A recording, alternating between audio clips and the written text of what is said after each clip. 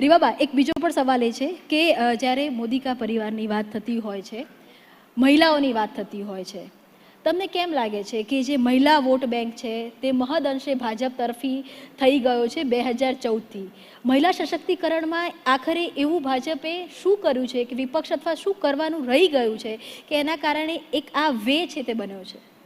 પહેલા એવા દેશના પ્રધાનમંત્રી છે કે જેમણે ઇન્ડિપેન્ડન્સ ડે રેડ ફોર્ટ ઉપરથી અને એમને ફ્લેગ હોસ્ટિંગ કરીને એટલી જનમેદનીમાં બહુ જ બ્લન્ટલી એક બાબત ડિક્લેર કરી કે મારી દીકરીઓ બહેનો સ્કૂલના ડ્રોપ આઉટ રેશિયોને નાબૂદ કરવા માટે હવે દરેક જન ઔષધિ કેન્દ્રમાં ફક્ત ₹1 દરે સેનેટરી નેપકિન્સ આપવામાં આવશે. આ બહુ નાની સૂની વાત નથી સાહેબ.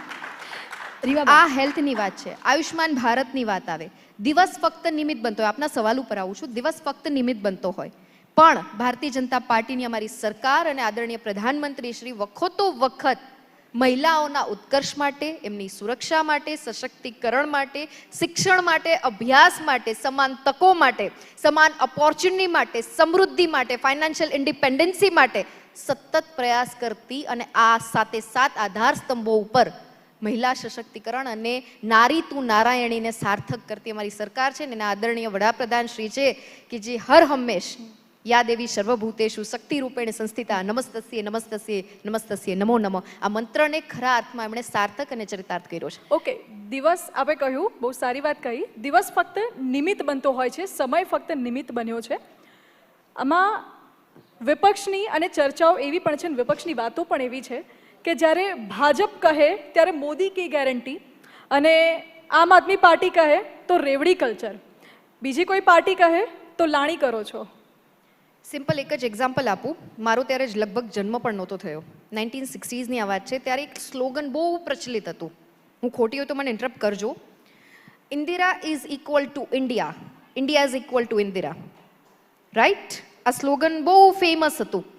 દેશના મહિલા લોખંડી વડાપ્રધાન જેમણે બિરુદ આપવામાં આવ્યું હતું, લોખંડી મહિલા, 33% અમેન્ડમેન્ટ, મહિલાઓને 33% અનામત, બોથ ઇન પાર્લામેન્ટ અને લેજિસ્લેટિવ એસેમ્બલી.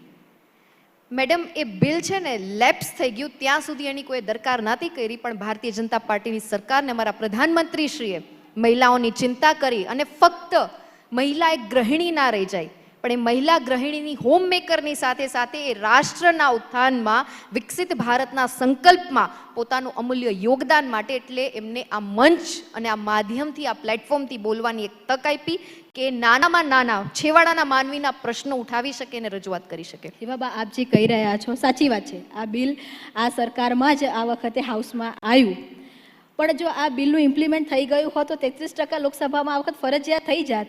એ ચૂક કેમ રહી ગઈ? આ પોલિટિકલ સ્ટન્ટ હતો કે ઇલેક્શન પહેલાં જાહેરાત કરી દેવામાં આવે? હાલાકી ગુજરાતની અંદર 6 છે, અત્યારે 26માંથી ગઈ વખતે 6 મહિલા સાંસદો હતા. શરૂઆત કરી પણ છેલ્લી ઘડીએ કેમ કરી? હું થોડુંક આપણે હિસ્ટ્રી સાથે પરિચય કરાવવા માંગીશ. આનંદીબેન જ્યારે સીએમ હતા, 50% અનામત સ્થાનિક સ્વરાજના ઇલેક્શનમાં અને 33% આ વખતે, બરાબર, પોલીસ ડિપાર્ટમેન્ટ પ્લસ કોઈ બી જે સરકારી જે સેક્ટર્સ હોય છે એમાં પણ. તો આ તમામે તમામ ક્ષેત્રોમાં પણ વિધાનસભામાં બી ન લાવી શક્યા. હું જવાબ ઉપર આવું છું આપના જવાબ ઉપર આવું છું. એટલે મેં કીધું હિસ્ટ્રી સાથે કનેક્ટ કરવા માંગુ છું કે ત્યારથી લઈને અત્યાર સુધી કમસે કમ અમે લઈ આવ્યા તો ખરી. આ સરકારમાં તો એ બિલ લેપ્સ થઈ ગયું હતું. કોઈ ઇન્ટ્રોડ્યુસ કરવાની કોઈ એવી જહેમત કે કોઈ તાકીદ પણ નથી કરી કે જે એક પરિવારવાદ ઉપર ચાલતી પાર્ટી છે અને જે ઇન્ડી એલાયન્સનું ગઠબંધન છે એમાં કેમ કોઈને મહિલાનો વિચાર ના આવ્યો, કે કેમ કોઈને એવું લાગ્યું નહીં કે મહિલાઓને આટલા પ્રતિશત પાર્ટિસિપેશન સંસદ અને પાર્લામેન્ટ મીન્સ કે એસેમ્બલીમાં કરવાની તક આપવામાં આવે.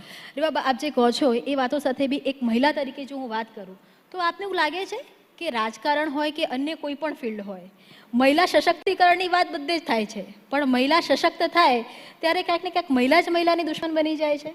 સી એ એઝ એન ઇન્ડિવિજ્યુઅલ એ એક નજરિયો હોઈ શકે, બરાબર? તમારો પોતાનો એક્સપિરિયન્સ શું રહ્યો છે? ઓબ્વિયસલી હું આ મંચ ઉપરથી એક બાબત બહુ ફ્રેન્કલી કહેવા માંગીશ કે કોઈ પણ સફળ મહિલાની પાછળ એનો પરિવાર, એનું વર્ક ફિલ્ડ, એનું બેકગ્રાઉન્ડ અને એઝ એ ઇન્ડિવિજ્યુઅલ એ કેટલી સ્ટ્રોંગ છે.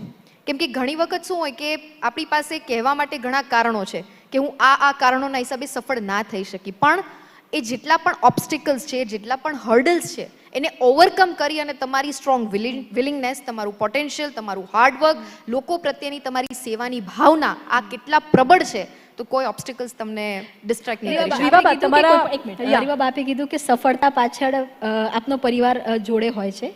રવિન્દ્ર જાડેજાને અમે જોયેલા છે, આપની સાથે હંમેશા હોય છે, પણ ક્યારેક જે પરિવારની આપ વાત કરો છો એના સામેના જે મતભેદ છે એ ફ્રન્ટ ફૂટ ઉપર આવતા હોય છે. આપ ક્યારે આ મુદ્દે આપે ક્યારે વાત નથી કરી. જો આપ કમ્ફર્ટ હો ને આ મુદ્દા પર વાત કરવા માંગતા હો કે આખરે એ શું ઘટના છે કે રીવાબાને આખા જામનગરનો સપોર્ટ છે, રીવાબાને ભાજપનો સપોર્ટ છે, રીવાબાને પીએમનો સપોર્ટ છે, પણ પરિવારમાં રીવાબાને આ સપોર્ટ કેમ નથી? એવું કોણે કીધું આપને? તમારા જ પરિવારની વાત. રીવાબા, મેં આપને એવું નથી કીધું, એમણે એવું નથી કીધું કે અમે એને સપોર્ટ નથી કરતા. હા. આઈ ડિડન્ટ હિયર. એટલે મેં તમારો જવાબ પહેલા જ આપી દીધું કે એવું તમને કોણે કીધું. એટલે આપનું સેકન્ડ જે- થિંગ, જી. હું બીજા આન્સર ઉપર આવું છું આપના, કે એઝ અ ઇન્ડિવિજ્યુઅલ 5 આંગળી સરખી નથી, 5 વિચારધારા સરખી ના હોઈ શકે. એ રિસ્પેક્ટિવ પાર્ટી સાથે બિલોંગ કરે છે, એમની વિચારધારા એ માધ્યમથી એ કેરી ફોરવર્ડ કરે છે પોતાના મીન્સ સેલ્ફને. મારી વિચારધારા હું સ્ટ્રોંગલી બિલીવ કરું છું કે જ્યારે તમે કોઈ બી ક્ષેત્રમાં, it's not all about politics, કોઈ બી ક્ષેત્રમાં જ્યારે મહિલા કંઈક આગળ વધવાનો પ્રયાસ કરતી હોય તો ઓબ્સ્ટિકલ્સ આવવાના છે, બટ મેં પહેલાં જ કીધું એમ કે how strong you believe in your dreams, how strong you believe in yourself, how strong you believe in your potential, અને how strong you believe in your party's view point અને એની વિચારધારાને, તો બાકી કોઈ ઓબ્સ્ટિકલ ડઝન્ટ મેટર. એટલે પરિવારમાં બી કોઈ એવો મતભેદ બિલકુલ નથી. નહીં. જેમ દરેકના ઘરમાં વાસણ ખખડે એમાં ખખડતા હોય છે, પણ સ્ટારડમના લીધે અહીંયા બહાર આવી જતું ઇટ્સ હોય એ છે. Part and parcel of life. મારી પાછળ જે નામ છે બહુ મોટું નામ છે, અને એમને કદાચ ભારતને પણ વિશ્વના દરેક ક્રિકેટ પ્રેમીઓ અને દરેક ક્રિકેટ પ્રેમી દેશ એમને બહુ સારી રીતના એડમાયર કરે છે. તો મારી લાઈફ પબ્લિક સાથે સીધી જોડાયેલી લાઈફ છે, રાઈટ? તો it's a part and parcel of life. એટલે રીવાબાનું સ્ટારડમ ઘણું સારું છે બિકોઝ ઓફ યોર બેકગ્રાઉન્ડ. તમારા સ્ટારડમના કારણે રાજકારણમાં તમને બેનિફિટ મળે? એ મારા હસબન્ડનું છે એકચ્યુઅલી. ટેક યોર પાર્ડન, મારું સ્ટારડમ નથી, બિકોઝ હું બહુ ગ્રાસરૂટ સાથે જોડાઈ Yes. રહેવાવાળી વ્યક્તિ છું. તો રીવાબા, જે આપ કહો છો કે આપના હસબન્ડનું સ્ટારડમ છે, તો રીવાબાને ક્રિકેટર રવિન્દ્ર જાડેજાના પત્ની તરીકે ઓળખાવું વધારે ગમે છે કે ભાજપના ધારાસભ્ય રીવાબા જાડેજા તરીકેનો ઓળખ વધારે ગમે છે? both. First of all, I would like to introduce myself as a wife of Indian cricketer Ravindra Jadeja. Then individual મારી જે પર્સનાલિટી છે એનાથી. આમાંથી કોઈ લેડી એવા નહીં હોય કે જેમને એમના પતિના નામથી ઓળખાવું નહીં ગમતું હોય. રીવાબા, સમયનો અભાવ છે, છેલ્લો પ્રશ્ન. લોકસભાની ચૂંટણીમાં 5 લાખની લીડથી જીતવાનો લક્ષ્યાંક છે, કેવી રીતે પાર કરશો? કઈ કઈ ગેરંટી હશે? સી, હવે ગેરંટી આપવાનો સમય નથી. હવે એક્શન મોડમાં અને ટૂંક સમયમાં જ મેં પહેલાં જ કીધું એમ કે અબકી બાર મોદી સરકાર, ફિર સે મોદી સરકાર, કે 400ની પાર ભારતીય જનતા પાર્ટી અને આદરણીય પ્રધાનમંત્રી શ્રીના નેતૃત્વમાં ફરી એક વખત ટૂંક જ સમયમાં અમારી સરકાર જ્યારે બનવા જઈ રહી છે, ત્યારે મહિલા સશક્તિકરણ, નારી સન્માન અને જે તમામે તમામ છેવાડાના માનવીની વાતો હોય કે વૃદ્ધોની વાતો હોય, બહેનોની વાતો હોય, માતાઓની વાતો હોય, યુવાનોની વાતો હોય, કિસાન ભાઈઓની વાતો હોય, એ તમામે તમામ વર્ગોને સાથે રાખીને તમામ વર્ગો માટે સતત કાર્ય કરતી આ સરકાર છે, અમારી સરકાર છે. અને આદરણીય પ્રધાનમંત્રી શ્રી, કે જેમને વિશ્વ નેતા તરીકે કદાચ આપણે કોઈ ડિનાય નહીં કરી શકે, કે જે રીતના G20 સમિટમાં મને કહેતા ખરેખર આ મંચ ઉપરથી મારે કહેવું છે કે સાહેબ, પેલા એવા પ્રધાનમંત્રી અને પેલો આપણો દેશ છે કે જેને G20, W20, B20 અને WF એટલે કે વર્લ્ડ ઇકોનોમિક ફોરમમાં મહિલાઓ માટેના એજન્ડા, મહિલાઓ માટેનો વિકાસ અને મહિલાઓ થકી વિકાસની વાતો કરી છે.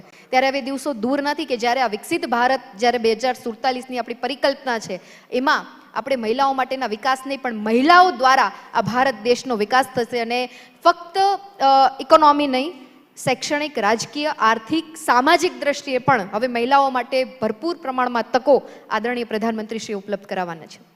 બિલકુલ, આ કોન્સેપ્ટ ભણતરમાં આવતો હતો, for the women, of the women, by the women, with the women.